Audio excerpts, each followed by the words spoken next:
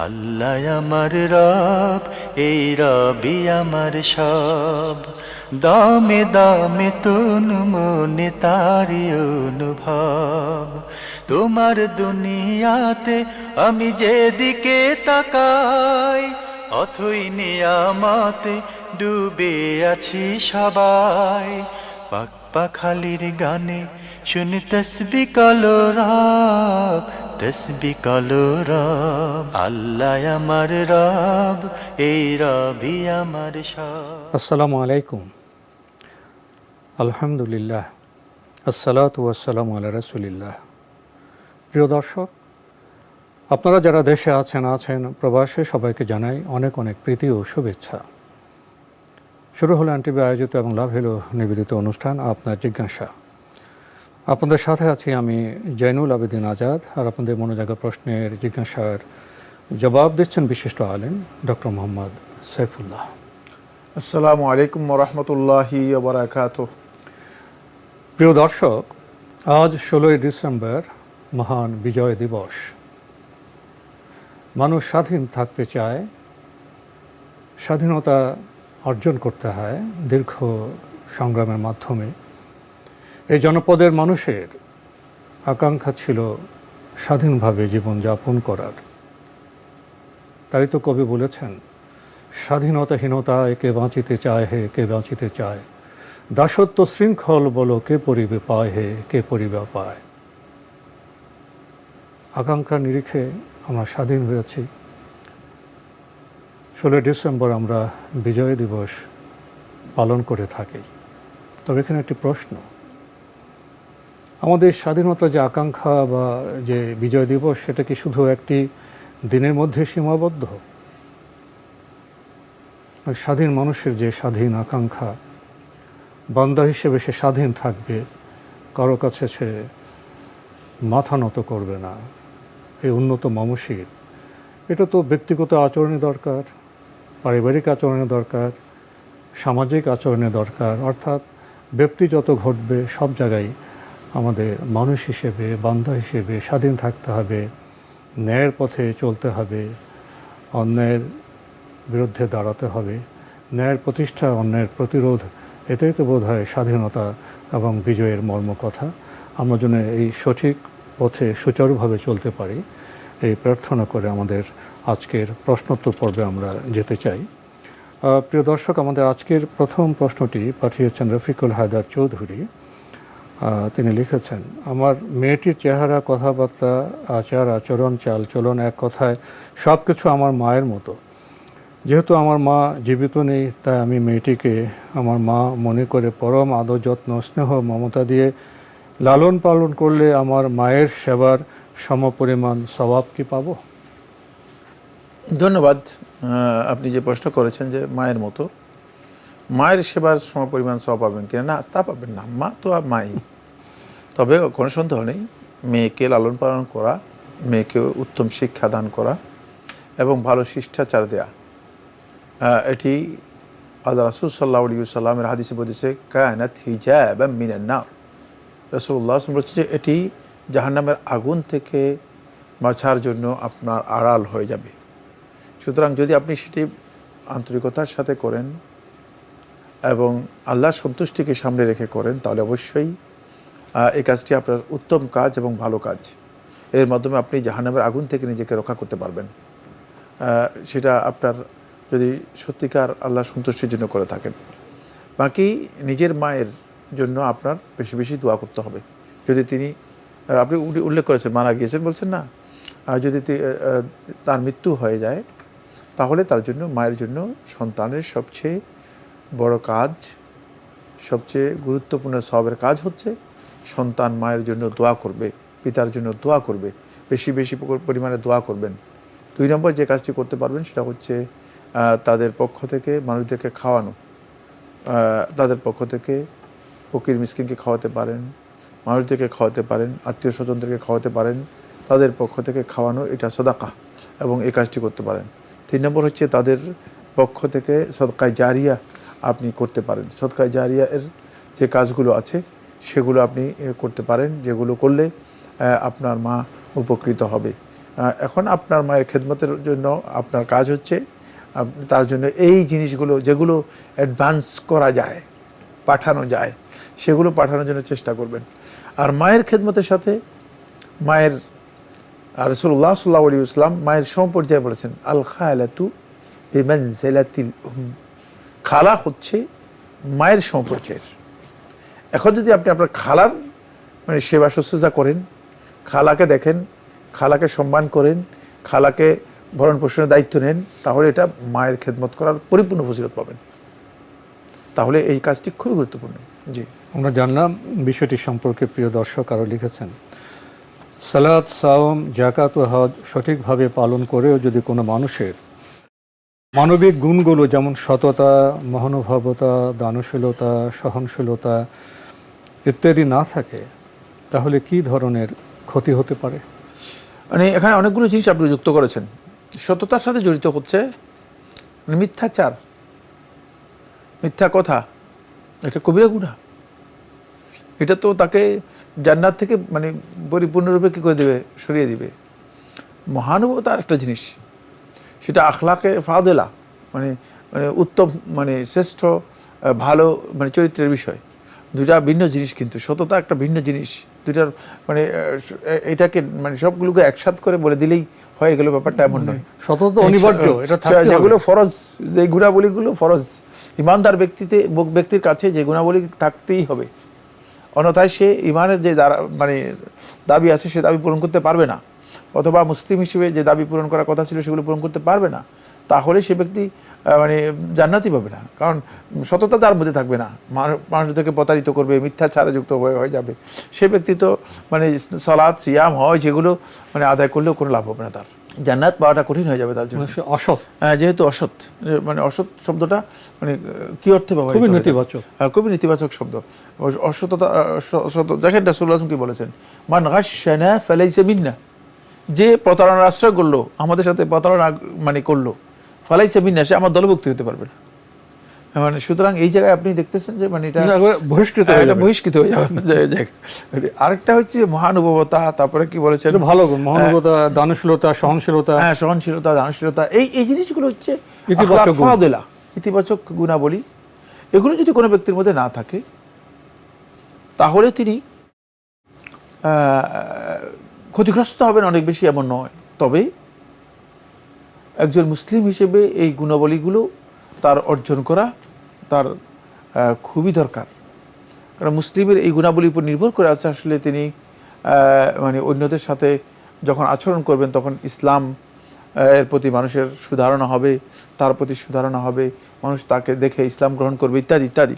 এখন যদি এগুলো না থাকে, তাহলে তিনি খুবই কনজারভেটিভ হবেন, খুবই সংকীর্ণ হবেন, মানে সরল মানুষ। এই তিনটি কথা আছে না, এই তিনটিকে এক কথায় নিয়ে আসলে এগুলো সরল মানুষ। তো সরল মানুষ ব্যাপারে রাসূল সাল্লাল্লাহু আলাইহি ওয়াসাল্লাম কি বলেছেন? রাসূলুল্লাহ সাল্লাল্লাহু আলাইহি ওয়াসাল্লাম বলতেছেন যে তোমাদেরকে কি জানাবো জান্নাতি কারা? সাহাবায়ে কেরাম বলেন, কালু ইয়া রাসূলুল্লাহ, হ্যাঁ বলেন, আমাদেরকে বলেন হে আল্লাহ রাসূল সাল্লাল্লাহু আলাইহি ওয়াসাল্লাম। এটা তো খুবই দরকার, কারণ এই বিষয় সম্পর্কে আমাদের জানা খুবই দরকার। বলে যে কুল্লু হাইয়িনিন লাইয়িনিন, প্রত্যেক ওই সমস্ত ব্যক্তি যে সরল সহজ, মানে যাকে মানুষ মনে করে থাকে যে এ মানে কিছুই বুঝে না, এই ব্যক্তি হচ্ছে জান্নাতি মানুষ।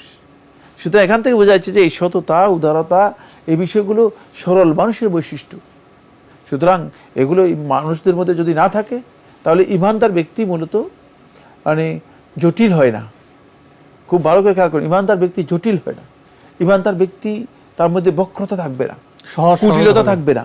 ইমানদার ব্যক্তি কোনো মানুষের সাথে তার মানে বাড়াবাড়ির পথ তিনি গ্রহণ করবেন না, চাতুর্যের দিকে যাবেন না, চাতুর্যের দিকে যাবেন না। ইমানদার ব্যক্তির এই যে বৈশিষ্ট্যগুলো, এই বৈশিষ্ট্যগুলো আপনি যেগুলো উল্লেখ করেছেন সেগুলোর মাধ্যমেই অর্জন করা সম্ভব। এই জায়গায় যেতে হলে তাকে অবশ্যই এই বৈশিষ্ট্যগুলো থাকতে হবে। তবে এটা যদি কোনো কারণে কারো কম থাকে, ঘাটতি থাকে, এই কারণে কিন্তু তিনি ওই সততা এর কারণে যে ক্ষতিগ্রস্ত হতো, ওইভাবে ক্ষতিগ্রস্ত হবেন না। কারণ এগুলো হচ্ছে আখলাক ফাদিলা, আর সততা এবং এই জাতীয় জিনিসগুলো হচ্ছে আখলাক ওয়াজিবা, যেই চরিত্রগুলো ইমানদারদের অবশ্যই থাকতে হবে। জি। রফিকুল হায়দার চৌধুরী, সবশেষে আপনি লিখেছেন, জোহরের ফরজ সালাতে পূর্বে 4 রাকাত সুন্নত সময়ের অভাবে পড়তে না পারলে পরে কিভাবে পড়তে হবে? হ্যাঁ, যিনি নিয়মিত পড়েন তিনি 4 রাকাত এই সুন্নাত নামাজ, মানে তিনি 2 রাকাত নামাজ পড়ার পরে আবার 4 রাকাত পড়ে নেবেন। 2 রাকাত নামাজ যে পরের যে 2 রাকাত পরে আছে, 2 রাকাত পরে এই 2 রাকাতের পরে তারপরে 4 রাকাত তিনি পড়ে নেবেন। যিনি নিয়মিত পড়ে থাকেন তিনি পড়ে নেওয়াটাই তার জন্য উত্তম। তবে এটা পড়তে হবে, এটা বাধ্যতামূলক নয়, না পড়লেও অসুবিধা নেই। আমরা জানলাম বিষয়টি সম্পর্কে। প্রিয় দর্শক, আরও একটি ইমেল পাঠিয়েছেন আনার, লিখেছেন, ফেরাউনের যে কাহিনী আমরা বড়দের কাছে শুনে থাকি সেগুলি কি সত্যি? গল্পের তো শেষ নেই। বাস্তবে ফেরাউন কে ছিলেন? ফেরাউন এটা আসলে কোনো সুনির্দিষ্ট ব্যক্তির নাম নয়। ফেরাউন, আবার বলছি, সুনির্দিষ্ট কোনো ব্যক্তির নাম নয়। ফেরাউন হচ্ছে কিপ্তিদের রাজার লকব, উপাধি। কিপ্তি সম্প্রদায়, মিশরের কিপ্তি সম্প্রদায়, এটা একটা মিশরীয় সভ্যতার অনেক প্রাচীন একটা সভ্যতা এবং খুবই পরিচিত মিশরীয় সভ্যতা। এই সভ্যতাটি, ওই সভ্যতায় কিপ্তিরা অনেক বেশি শক্তিশালী জাতি ছিল। ওই জাতির যারা রাজা ছিল তাদেরকে ফেরাউন বলা হতো। তো এই ফেরাউন ওই সময়ের রাজাদের পরিচয় ছিল ফেরাউন। রাসূলুল্লাহ সাল্লাল্লাহু আলাইহি ওয়াসাল্লাম যখন আসেন তখন তাদের রাজার নাম পরিবর্তন হয়ে যায়, লকব পরিবর্তন হয়ে যায়। আল্লাহ নবী সাল্লাল্লাহু আলাইহি ওয়াসাল্লাম যেই সময় ছিলেন এই সময় মিশরের রাজার উপাধি ছিল মেকাউকাস। মেকাউকাস হাদিসের মধ্যে এসেছে। মানে ফেরাউন তখন আর ফেরাউনের পরিচয় ছিল না, ফেরাউনের সময় শেষ হয়ে গিয়েছিল। এই ফেরাউন, অনেকগুলো ফেরাউনের মধ্যে কেউ কেউ বলেছেন যে 11তম যেই ফেরাউন, মানে এটাকে আপনি যদি বলেন যেমন 11তম রাজা, তাই ওই ছিল রামাসিস নাম তার, একটা ডাইনেস্টির পরম্পরা। জি জি, পরম্পরা, জি। তার ছিল রামাসিস তার নাম। তার নামের মধ্যে কিছু মতপার্থক্য রয়েছে। সেই মূলত ওই ফেরাউন যার সাথে মূসা আলাইহিস সালাতু ওয়াস সালামের দাওয়াতি কাজে গিয়ে মূসা আলাইহিস সালামের সাথে বড় ধরনের মানে সংঘর্ষ এবং মূসা আলাইহিস সালাতু ওয়াস সালামের সাথে তার বিবাদ তৈরি হয় ইসলামের দাওয়াতের ক্ষেত্রে, এবং সর্বশেষ লোহিত সাগরে ডুবে তার মৃত্যু হয়। আর এটি কোরআনে কারিমের মধ্যে এটা বর্ণনা এসেছে। তো এই ফেরাউন যারা ছিল তাদের মধ্যে অনেকেরই মিশরের পিরামিড যেগুলো আছে সেখানে তাদের মমি করা ছিল। তার মধ্যে পরবর্তী সময়ে ঐতিহাসিকভাবে প্রমাণিত হয়েছে তাকে বের করা গিয়েছে। মানে মূসা আলাইহিস সালাতু ওয়াস সালামের সময় যে ফেরাউন লোহিত সাগরে ডুবে মারা গিয়েছে তার ওই মমি পাওয়া গিয়েছে এবং সেটাকে চিহ্নিত করা হয়েছে। পরবর্তী সেটা ল্যাব টেস্ট করা হয়েছে জার্মানিতে। আপনার মরিস বোখাইলি তার উপর গবেষণা চালিয়েছেন। গবেষণার পরে এটি প্রমাণিত হয়েছে সেই আসলে সেই ফেরাউন। মানে তার মৃত্যু এভাবে কীভাবে হয়েছে সেটি তার ওই ডিএনএ টেস্টের মাধ্যমে মানে সেটা প্রকাশ করা হয়েছে। এখান থেকে বোঝা যায় যে এই ঘটনা পরিপূর্ণরূপে সত্য। আর আল্লাহ নবী সাল্লাল্লাহু আলাইহি ওয়াসাল্লামের এটা হচ্ছে সবচেয়ে বড় ঐতিহাসিক মুআজিজা। কারণ এক নম্বর হচ্ছে নবী সাল্লাল্লাহু আলাইহি ওয়াসাল্লাম জীবনে কোনোদিন বিষয় জান নেই, সময়ের অনেক ব্যবধান, বিশাল প্রায় ৬,০০০ বছরের ব্যবধান, মানে এত লম্বা ব্যবধান। আর এক নম্বর হচ্ছে জীবনে কোনোদিন বিষয় জান নাই। দ্বিতীয় নম্বর হচ্ছে নবী সাল্লাল্লাহু আলাইহি ওয়াসাল্লাম লোহিত সাগরও দেখছিলেন না। তখন তথ্য প্রযুক্তি ছিল না, কোনো তথ্য প্রযুক্তি ছিল না যে মানে নেট থেকে বের করে বলে দিয়েছেন। নাউযুবিল্লাহি মিন যালিক। তারপরে নবী সাল্লাল্লাহু আলাইহি ওয়াসাল্লাম জানতেন না যে আসলে মানে এই ফেরাউন নামে কোনো ব্যক্তি অথবা ফেরাউন নামে একটা গ্রুপের কিপ্তিদের শাসন ছিল, এটা রাসূল সাল্লাল্লাহু আলাইহি ওয়াসাল্লাম জানতেন না। এবং তার মৃত্যুর যে তথ্য দিয়েছে রাসূলুল্লাহ সাল্লাল্লাহু আলাইহি ওয়াসাল্লাম, সেই তথ্য মানে রাসূলুল্লাহ সাল্লাল্লাহু আলাইহি ওয়াসাল্লাম মৃত্যুরও খুব ভালো করে খেয়াল করুন, প্রায় ৯০০ বছর পর মানে এটা গবেষণায় গিয়েছে। তারপরে মানে গবেষণায় যাওয়ার পরে এটা প্রমাণিত হয়েছে যে সে আসলেই মানে ওই ফেরাউন, এভাবে তার মৃত্যু হয়েছে। এখান থেকে বোঝা যায় যে আল্লাহর কালাম যে ওয়াহি, আল্লাহর কোরআন যে ওয়াহি, এবং এই কোরআন যে আল্লাহ তাআলার পক্ষ থেকে রাসূলুল্লাহ সাল্লাল্লাহু আলাইহি ওয়াসাল্লাম নিজে তৈরি করেছেন বা নিজের পক্ষ থেকে বলেছেন, এই ধরনের কোনো কিছু কোরআনের মধ্যে নেই। এটাই প্রমাণ করে। এবং কোরআনের সত্যতার জন্য, কোরআনের মুজিজার জন্য, রাসূলুল্লাহ সাল্লাল্লাহু আলাইহি ওয়াসাল্লাম মুজিজার জন্য শুধু এই ঘটনাকে যদি কোনো ব্যক্তি বিবেচনা আনে, তিনি বুঝবে যে এটি এত বিশাল মুজিজা যেটি স্বাভাবিকভাবে কোনো মানুষ তথ্য দেওয়ার মতো ক্ষমতা রাখে না।